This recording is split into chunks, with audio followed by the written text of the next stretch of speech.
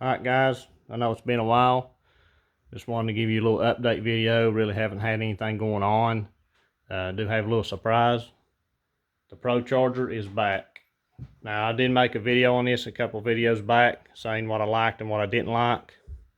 I did sell this to a friend of mine and he sold his car, so I got the Pro Charger back.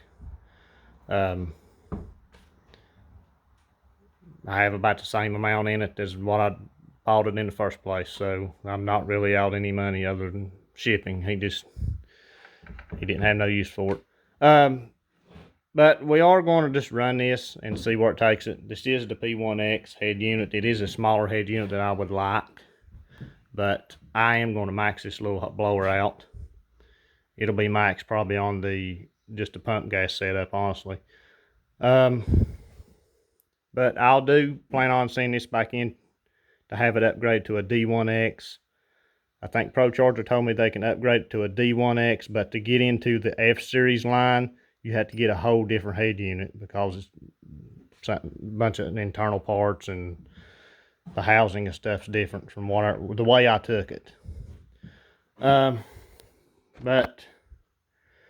got a bunch more parts in, still gathering parts. They're stacking up in the house. Got my crankshaft in the other day from Modern Muscle. Still gotta get rods and pistons, rear end, drive shaft axles, the rest of the stuff I need for the fuel system, intake manifold, just little bits and pieces. The biggest majority highest dollar thing right now that I have to get is the pistons and rods. They're like $2,100. Then everything else is like $1,300, $1,000, $500, just nickel and diamond. But might have it running into fall, maybe winter, but at the latest early spring next year. It's just a lot. I'm putting a lot of money in this car, more than I put in anything else, more than the last car I had. So we'll just see. But this blower, back to this stock, the P1X has a 3.2 pulley on it, on a stock crank pulley and stock application. That makes around 7 pound, 7 psi. I have a ATI 18% lower dampener overdrive. It usually just the lower 18% is good for about 4 pounds, give or take. And I'm going to go with a 3.1 upper Grip Tech. I'm gonna buy Grip Tech pulleys and buy the belt tensioner from HHP, High Horse Performance. That should put me around 12-ish pound of boost at peak on my 93 octane setup. We'll see. Every application is different and every application will vary. But that will max this head unit out. This head unit is recommended for 65,000 RPM. I'll be like 65,400-ish. Spinning the engine at 6,600 RPM. We'll just see what the cam likes and stuff. But usually when I spec'd the cam out and then got it, I told him I wanted to be around 6,500, 6,600 RPM on the engine. And peak wise, I really didn't want to spin higher than that, because you start going 6,800, 7,000 and all that stuff, you start running into valve train issues. I just didn't want to spin my engine that high. But like I said, this blower will be maxed out just on the 93 octane pump gas setup. From everything that I've seen, it should be doable. Seen a couple cars with this head unit with that pulley combo.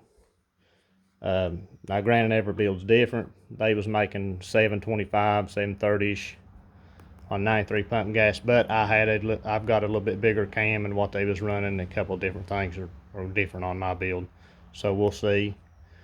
But yeah, 3.1 upper will max this, and I am going to get a 3.0 upper Grip Tech that will overspin this blower, and we'll see what it will do. Just concentrating on 93 octane for now. targeting around 750, high 700s to the wheel. It's where I want to be at right now, just on pump gas, usually around 13, 14 PSI or 800 wheel, whichever comes first, is where most tuners and stuff want to be on 93 octane, just depending on your engine combo, compression ratio, and a bunch of other things. But for my build, that's about my limit. I mean, you can put a little lower compression piston in it, say around 9.8 or something similar to a Hellcat, and get away with a little bit more boost. But you can put a little bit higher compression piston in it, say around, I'm gonna be around 10.5 on mine from the calculator and calculating it up.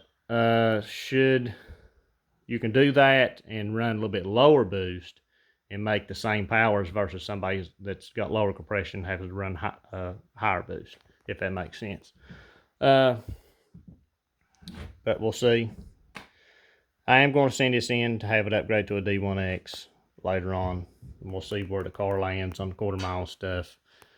I do plan on running E85 at one point, but I'll have to get a built transmission and stuff to really crank it to its max once I get the bigger head unit and stuff. But we'll just see.